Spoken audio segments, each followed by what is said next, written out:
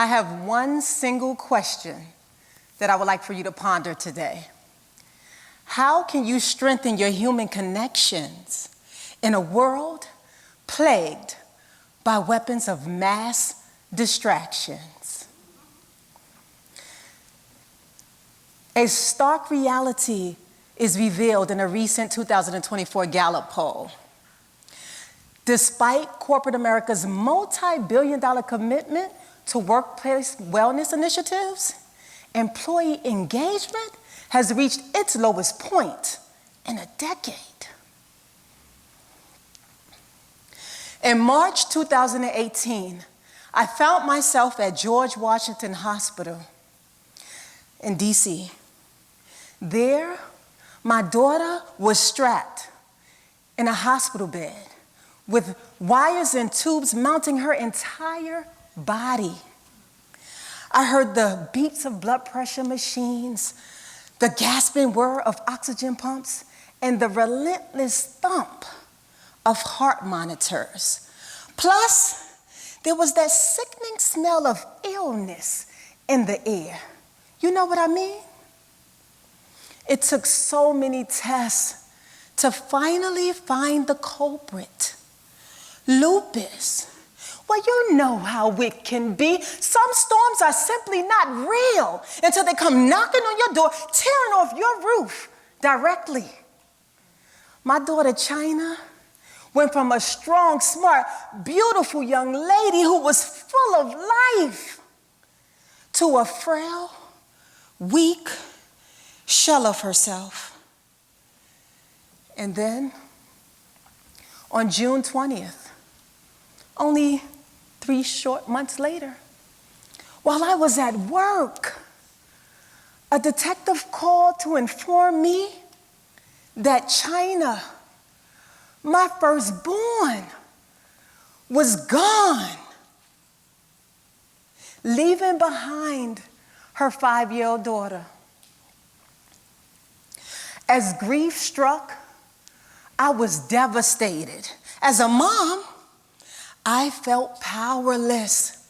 So you see, I know firsthand that when it comes to human connections, time is uncertain.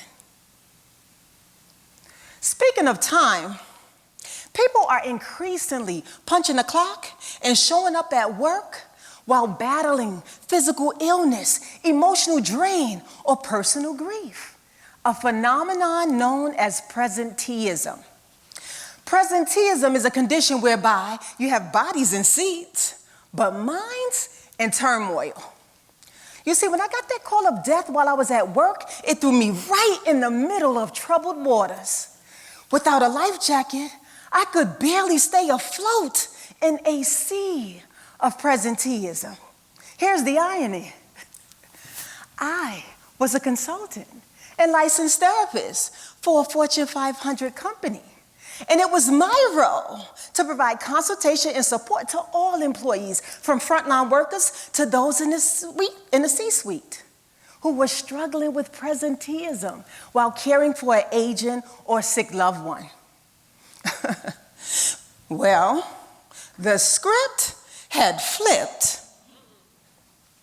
Now I was in need of an empathetic person to help and listen to me.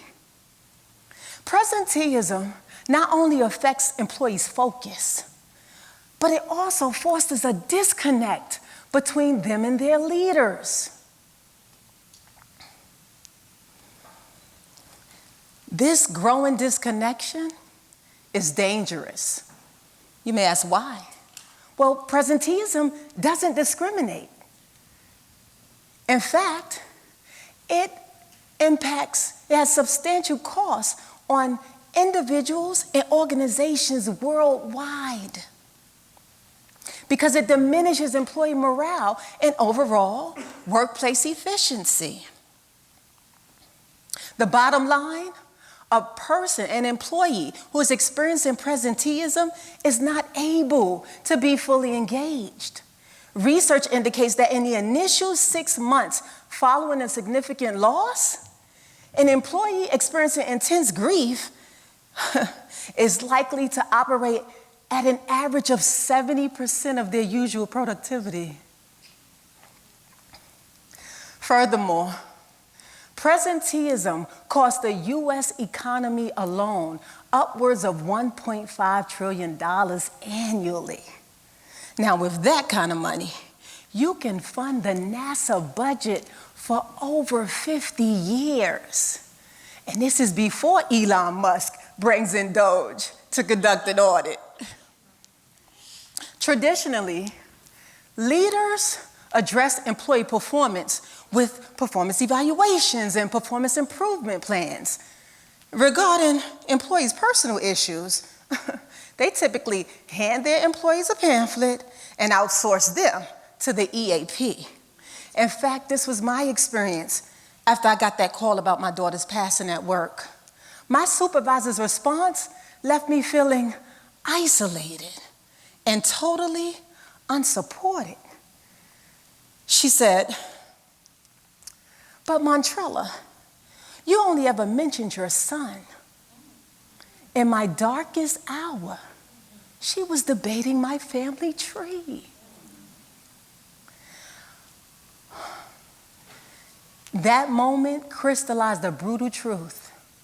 We're failing at human connections at work due to lack of understanding.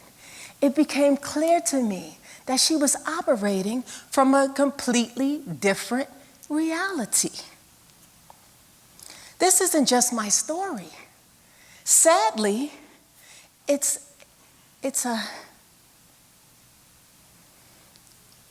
a systemic failure. What's the unspoken rule? Compartmentalize and get back to work like a cog in a wheel. In other words, leaders expect you to just snap out of it. Companies spend millions on equipment like ergonomic chairs, but pay zero attention when it comes to what pulls at the heartstrings of their employees. We'd never expect a car to run without oil. Why do we expect humans to run without empathy? For over 15 years, I've had an opportunity to help thousands of men and women to get through presenteeism and to return to work fully functioning. First, let's carefully consider some of the life transitions that fuel presenteeism and ultimately drive workplace disengagement.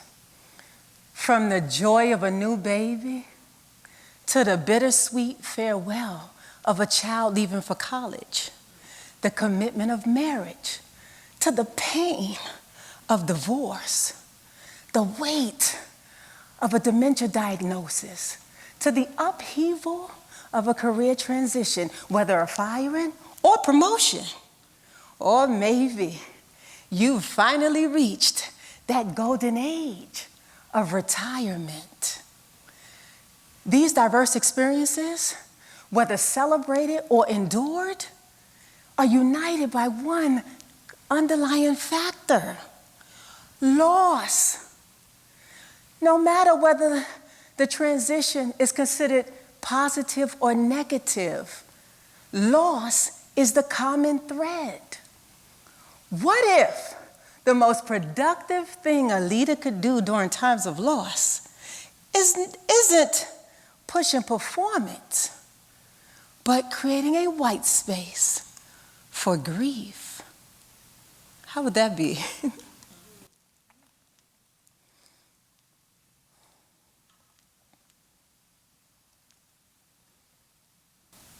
Compassionate leaders who create a grief-sensitive workplace powerfully drive employee performance and engagement. What I am saying is that you leaders have a priceless opportunity to turn loss into connection.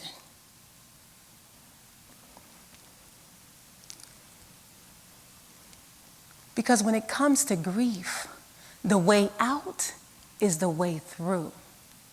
Now, we readily engage in those parts of life that include food and drink, sleep, and sex, of course. But when it comes to experiencing emotions fully, we ditch that class, or rather, we play hooky on our own humanity. So, let me give you my 3-in-3 strategy so that you can create a grief-sensitive workplace effectively. Now, this strategy is tried and true, okay? You're going to get 3 years of therapy in just 3 minutes. The first step is to admit. Admit during times of turmoil that a loss has occurred. This means we have to stop attempting to escape the human experience of emotions. Enough with drugging our children when they're exhibiting signs of grief. Enough with faking like you're cool with it when a loved one shatters your heart. There is no pill you can take to deny the harsh realities of loss. The second step is to omit. Omit judgment. Now, during loss, are our pets getting more emotional support than we are? Grief is a process that requires patience and grace. Grief consists of 5 stages, according to Elizabeth Kubler-Ross: denial, anger, bargaining, depression, and acceptance. And with each stage comes an array of emotions. Now, typically, it's like leaders and employees going to some mode of self-preservation, where leaders stonewall the loss and employees play tough, gaslighting themselves and pretending to be fine. And by the way, that professional cover-up is just about, it's a fear that they're going to be ostracized, penalized, or demoted. So, when it comes to grief, do not omit judgment. We want you to omit the judgment. The third and final step, well, before I get to the third step, as human beings, we should be fully self-expressed. To deny ourselves the right to feel, the right to have sentiments, the right to grieve, is to deny ourselves the right to truly live. Now we're going to get to the third step. The third step is emit. Leaders, emit your superpower. Empathy. See, the goal is to create meaningful connections versus performatory ones. Trust me, your team members can sniff the difference. Let's deal with loss by breathing life into our employees and company, by illustrating empathy in action. Embracing empathy empowers lives. While we admire the late Steve Jobs for being such a great leader, we fail to recognize that even Steve Jobs experienced the grief too. In 1985, when he was fired by the board of Apple. You see, if Steve Jobs had not processed that loss, he would have been stuck in depression or anger, and he would have refused to return to Apple. In other words, he would have punished himself in the world. But it is because Steve got to the stage of acceptance in the grief process that he was able to make a mighty comeback and take Apple to a completely different stratosphere. How about that? In closing, I want to remind you that the theme of this TEDx event is Quantum Leap. You leaders implementing a 3-in-3 strategy to create a grief-sensitive workplace will multiply your results.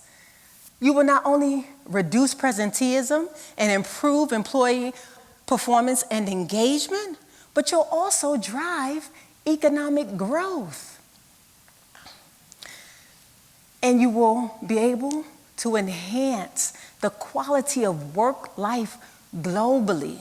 For example, you'll be equipped to help reduce the price tag of unresolved grief, which is costing companies an estimate of $225 billion annually.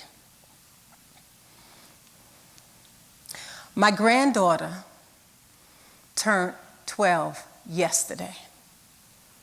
The last birthday she had with her mom was at age 5. Time sure does fly. Let's create the time to create a workplace where grief is not silenced, but seen. How does that sound? Sounds all right? True leadership in-sources can support, making it a core part of our culture rather than an outsourced benefit. It was the Honorable Dr. Martin Luther King Jr. who once said, "The ultimate measure of a man is not where he stands in moments of comfort and convenience, but where he stands at times of challenge and controversy." Listen, grief isn't the enemy. It's the dishing out of the business as usual approach dripped with silence. So, to get started, let's accept Dr. King's challenge. Take a stand during times of turmoil. Don't outsource grief, embed it. Don't ignore the loss, rather admit it and make it the heart of your leadership. End of session. Thank you very much.